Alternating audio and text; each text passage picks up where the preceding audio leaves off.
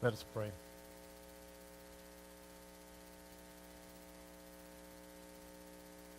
Oh God, we give you thanks for your power that fixes and repairs and saves all of your broken angels. May we always live in an expectant hope that what remains broken and unhealed in us will be made whole. Save us each and every day. Amen. Continue the Christmas story today. We started out 2 weeks ago telling the story of Zechariah, who was the father of John the Baptist. Just a quick review. He had gone in the temple that day to serve in the Holy of the Holies by himself in that place where no one else could go, deep in the center of the Jewish temple. And there, Gabriel, angel of the Lord, appeared before him. We know that Zechariah and Elizabeth, his wife, were old and barren, had lived their whole lives thinking that they would never have a child. And there, in the suddenness and the unexpectedness of that holy place where no one was supposed to be but Zechariah, the angel appeared and said, guess what? You're going to have a baby. We know that Zechariah was a little hesitant, a little doubtful, and in his doubt was struck speechless and remained silent, speechless, throughout the entire pregnancy until John was born. Last week we talked about pregnant waiting. Mary had just received word, same Gabriel, same message that God was bringing her a child. She was more faithful than Zechariah was, accepted the word, as difficult as it was for her to believe. And we talked about it in the context of Advent, in the way that pregnancy is that it's an active time of waiting. It's a preparation for a child to come. We prepare the child, we prepare for the child, we prepare the room, we prepare the house. We prepare for a whole new way of living, knowing that a child is coming home. It's the same way, not just there, but when the way we prepare for a soldier who's been long in service, has been away for a long time, and that child comes home. The cross-country truck driver who's been gone for a long time, in the way that wife prepares the home knowing that he's coming home. That preparation, that active waiting, that active time, and we draw from that in Advent in terms of preparing ourselves, doing some reflection, some thinking about what we should be doing new and fresh to invite a new presence of Jesus in our lives. Today we move from pregnant waiting to expectant hope. Both terms that kind of still talk about pregnancy and the development and change and transitions, but a little bit of a change, a little bit of difference. Now, I'm going to get a little technical here, more so than I normally do. There's a couple words that I want us to be familiar with, to know. So there's a little bit of a teaching component to the sermon today. But if you're faithful and you attend Bible studies and Christian education classes, and if you read books about faith development, you'll come across a couple of terms, and sometimes we read these terms and they confuse us. We don't spend any time thinking about them or trying to define them, and so we just move on. There are a couple of words that I want to talk about specifically today because it gives us a deeper understanding for what happens when Jesus comes to earth. So much of who God is, because God is infinite, God is beyond our ability to know and comprehend in all of God's vastness and infiniteness. God remains largely unknowable to us. The big theological term for that is transcendent. God transcends our reality. God transcends our ability to know Him. That we are small, little tiny little peons relative to all the infinite vastness of God. We can only know so much about God. And most of what God is remains hidden away, unapproachable, unknowing.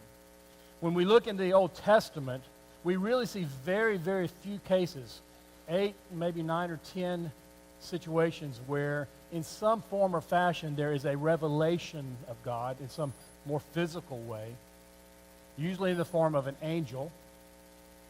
But as happened with Moses, when he came upon the bush that was burning but not being consumed, the presence of God was there, spoke out of those flames to Moses. We know that God revealed Himself in some way to Moses again on top of Mount Sinai when the Ten Commandments were given.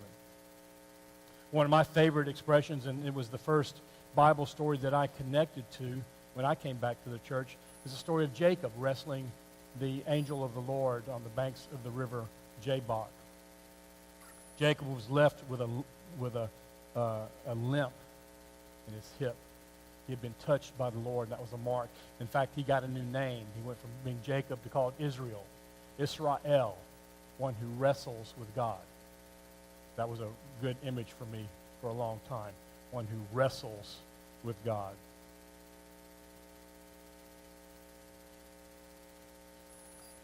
In all of God's hiddenness in the Old Testament, the entire New Testament is about God doing a new thing.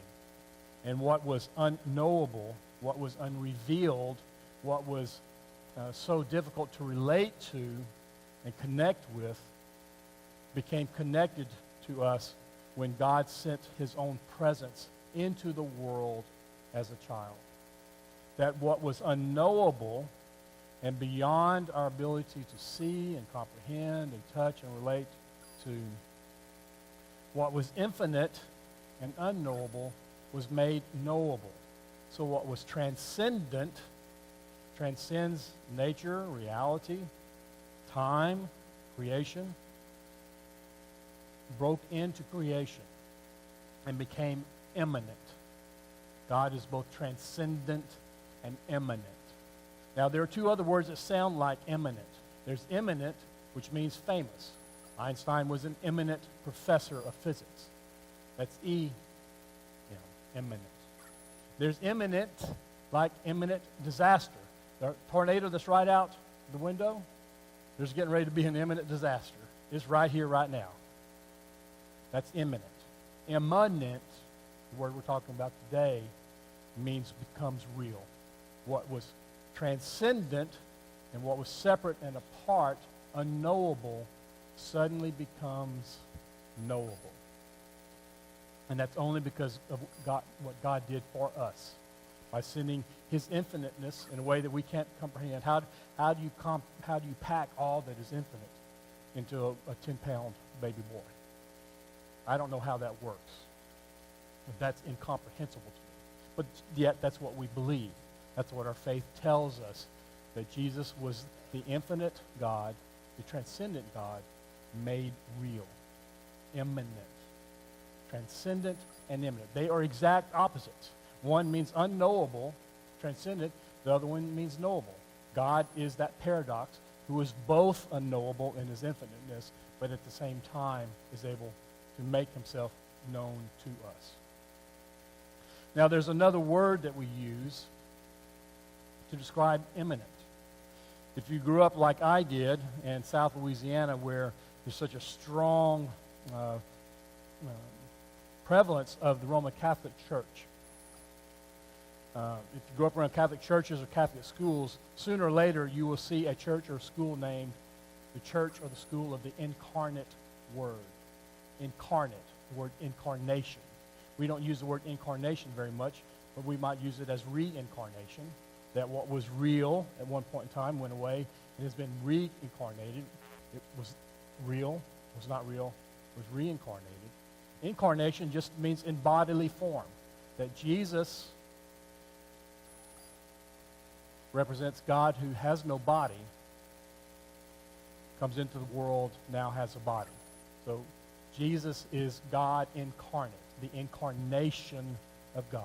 What is transcendent becomes immanent and incarnate. That's your theology lesson for the day. The importance here for me and for our service today is moving from the transcendent, the unknowable, to that word incarnation. The reason I asked John for a copy of the song that he sang during our offering time is that there was in the lyrics of that song were references to the incarnation of Jesus, the Word made flesh.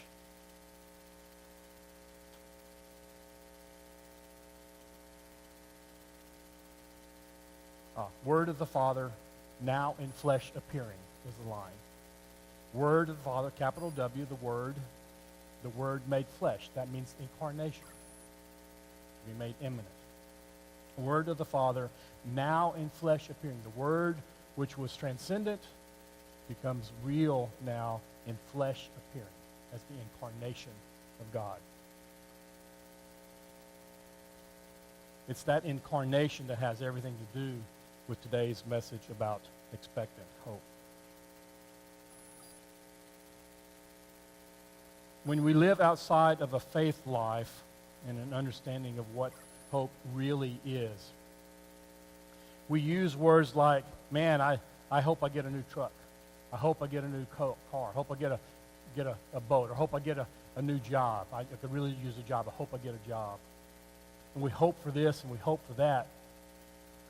And that kind of hope is really kind of this thin, nebulous, it's something out there, but it doesn't necessarily really change us. It doesn't really affect us and impact us. The kind of hope that Jesus Christ brings is the incarnation of hope. What I'm getting ready to say is a little difficult to hear, but there's a reality to it. Most of you know that I was in healthcare for a long time before the ministry.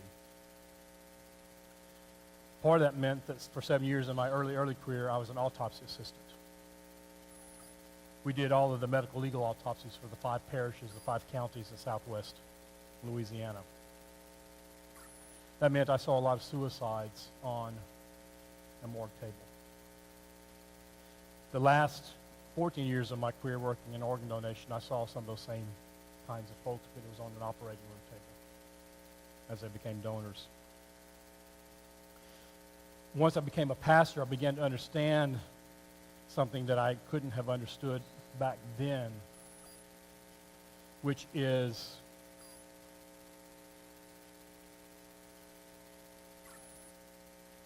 those folks that get to that place of desperation in their lives often would have said or somehow communicated their own sense of hopelessness, that they were in a place of hopelessness and there was no other way out.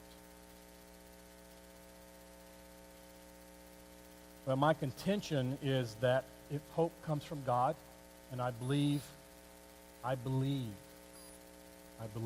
hope comes from God, that then hope has to be as boundless as any other form of God's grace. God's mercy is boundless. His mercy is infinite. His love, His grace is infinite. So hope has to be infinite too.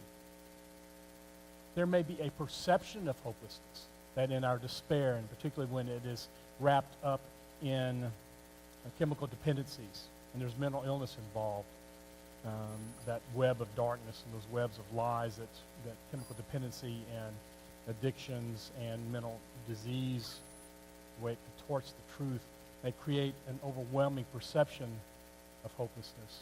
But there's really no such thing as hopelessness, because hope comes from God. We may get detached. We may no longer be able to connect to God's hope, but that doesn't mean the hope isn't there.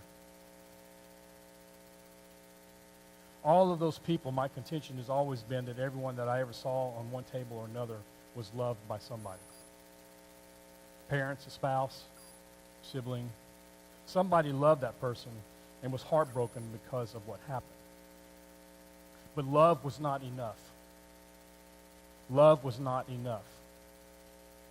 Paul says that in the end, that 3 things remain: faith, hope, and love, and the greatest of these is love. There's a time and a place where not even love is enough. It takes hope. Not just some thin, watery hope, but real hope. But somebody has to come alongside them and do their dead level best to try to convince that person that hope is still real and that hope can make a difference in their lives. When Jesus was born 2,000 years ago, that kind of hope was born into the world and became real and evident. And we see through his teachings and his ministry there in the Gospels of Matthew, Mark, Luke, and John, how his hope became real. And in the resurrection of Jesus Christ after his crucifixion and his 3 days in the tomb, we saw hope manifest in a way that it's never been made real before or since. The hope, the real hope that what had died doesn't have to stay dead. What Paul called victory over death. And if it's victory over that kind of death, it's victory over every kind of death, it means victory over sin. And that was the power. When someone is in a place of despair, when I get that phone call, when somebody walks unexpectedly into my office and their world has just crashed, and some of you, well, all of you know what that feels like. Something life-changing has happened. And because that thing happened, the life that you had before then is never going to be the same again. It can't be. And so you're in that place of chaos and disorder and despair and what can feel like hopelessness. And then somebody steps into that chaos and that place where you are and puts their arm around you and reminds you that God loves you. And that there's a power to get through whatever this is. It's not going to happen tomorrow. It may not happen the next day or the next week. And it may not be until the end of your life. But there's a hope and a power that says, no matter what your circumstance is here, there's a power that will give you a way forward and a way through. Sometimes it's relatively short-lived. We're sudden unemployment, and we're, oh my God, how am I going to pay the bills? And then 2 weeks later, you've already got a new job, and maybe it was a better job than the one you lost. And your time in that wilderness chaos place was relatively short. But for people that's had that diagnosis, where there's only one way out, there's still a deliverance. There's still a hope that even if my body's not going to get well, that my spirit will rise out of that into the final hope of my own resurrection, my time with Jesus in eternity. That's still hope. That's still real. And it makes a difference of how we live in our living, but it can even make a difference in how we live in our dying. When Jesus came into the world, he was the embodiment of that hope. But then he died and went to heaven. But he left his spirit so that that living incarnation of hope lives itself out in all of you, in all of us. So that when we are in that place of despair, it's so overwhelming, that somebody comes alongside us and puts that arm around us and says, I don't know when it's going to get better. I can't change it, but I know I'm going to love you all the way through it. I'm going to walk with you until we're out of this. And that power to take those first tentative steps, somehow get a little more confident and a little firmer, and that ability to go from that deep valley of sorrows, of shadows, and to rise somehow in all of the fits and starts and the falls and stumbles to one day rise out of that. That's hope. It's hope that's the power. It's not an intangible, nebulous thing. It's the real power. It's the animating power of deliverance. It's the animating power of healing. It's what takes us in our chaos, in our brokenness, as a broken angel, and it's the work that God begins to do in us that actually changes us and begins to heal us and repair us and make us in some new way and allows us to rise out of that. That empowers us to get from that place to here is what hope is. It's what hope is. When I'm here and somebody comes along and beside me and says, Mark, oh my God, I'm so sorry. My heart just breaks for you. I don't know when, I don't know how, but I know that God will help you through. And I'm going to be here with you. That's not the birth of hope. But it creates expectant hope. That what will come true in its fullness over here is already pointing back to me here. It's already expressing itself in my life. It's piercing that great darkness that has surrounded me, chaotic storm. And I see pinpoints of light. And those pinpoints of light that point a way forward. Even if I don't know what the destination is, I don't know what the end point looks like. That light that comes from here, when I've been fully delivered, is what pierces the darkness over here. That's hope.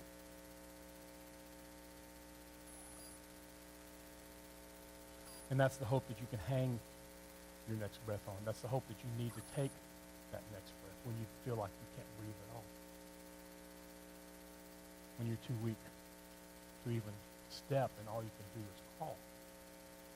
The power to make that first movement out of that place into this place is all empowered by hope.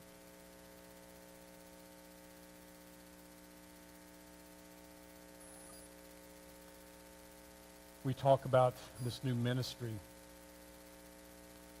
of attending angels, those that have stepped into their own call to be present with folks that are in some time of chaos.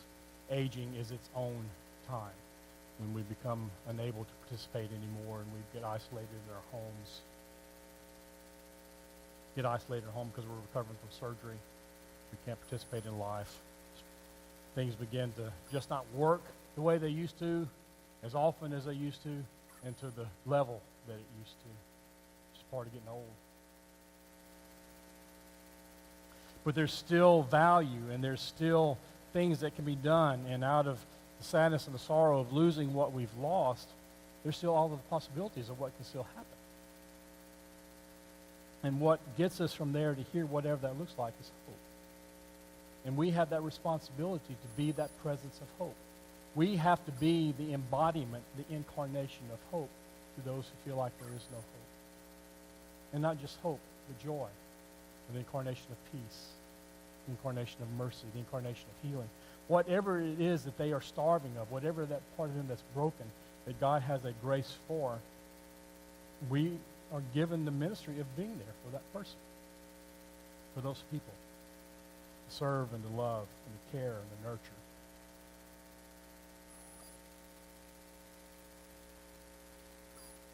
And when people are exposed to that kind of hope, that incarnation of hope, we see in them, even if they can't see it in themselves, we see an echo of what happened with Elizabeth. Elizabeth was 6 months pregnant with John when Mary walked into her home that day. That means that Jesus had just been conceived. And whatever the smallest presence of Jesus was that was inside Mary at that moment, when she walked into the home, that 6-month-old fetus of John leapt in the womb toward that presence of hope. Hear that? Leapt toward the hope. That hope was so real, so tangible, that smallest forming child was still able in his spirit to leap toward that hope. And when we show up for someone that's hopeless, that's broken, that's despairing, that's worn out, exhausted, when we show up as that incarnation of hope, there's something in their spirit that begins to leap toward that hope. They may not know it, they may not feel it, they may not see it, they may not be able to give testimony about it, but I can promise you it's happened. That when we show up for someone who feels hopeless, and we promise them and show them God's grace and love in that moment of vulnerability and brokenness and loss, something in them leaps toward that moment, that day, and that time. How did I get here from there? Hope. Hope. And Jesus has given that to us to bring the expectant hope that matures and grows and continues to empower and heal and deliver until the one day, even if it's at the end of time, and then of our lives, in which that hope reaches its fullness and becomes real.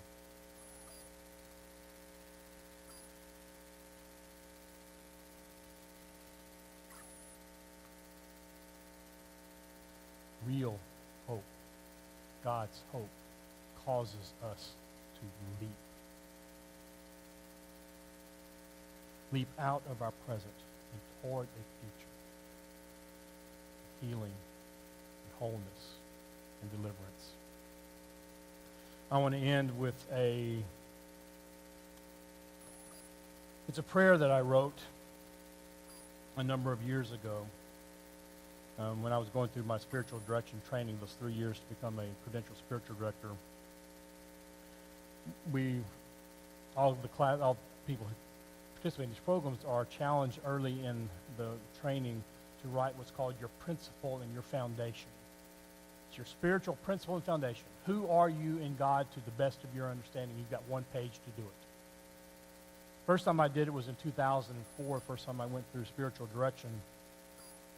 And I was about a second semester seminarian, and man, I had all kind of new words I'd never used before.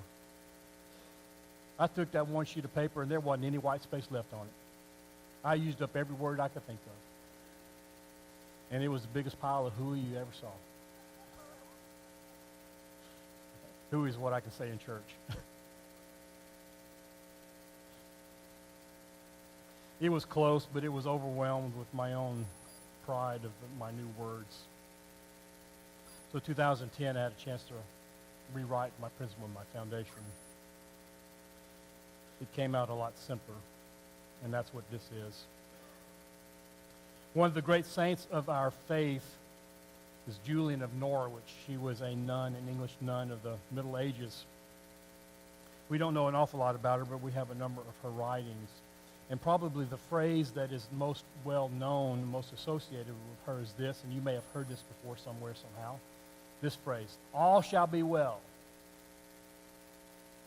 And all shall be well, and all manner of things shall be well. It's beautiful. It's an incredible, amazing statement of hope. All shall be well. It's not right now, but all shall be well. And all shall be well, and all manner of things shall be well. Well, this is my modern retelling of what she was able to do in about 8 words. I had to use a few more. Y'all know me. But this is my modern retelling. And this is, when I say my principle and my foundation, this is where my faith starts. It's called no matter what. No matter what. No matter when, no matter how, no matter where, no matter who, no matter why, and no matter why not. No matter what. No matter what. God will be God. No matter what. Grace will be grace. No matter what. There will be always the mystery of hell behind every heaven. But no matter what, there will always be the mystery of heaven beyond every kind of hell. Why? Because God makes everything beautiful in its time. Through God's healing and redeeming mercies, everything is made beautiful in its time. So, no matter what, it'll be okay. No matter what,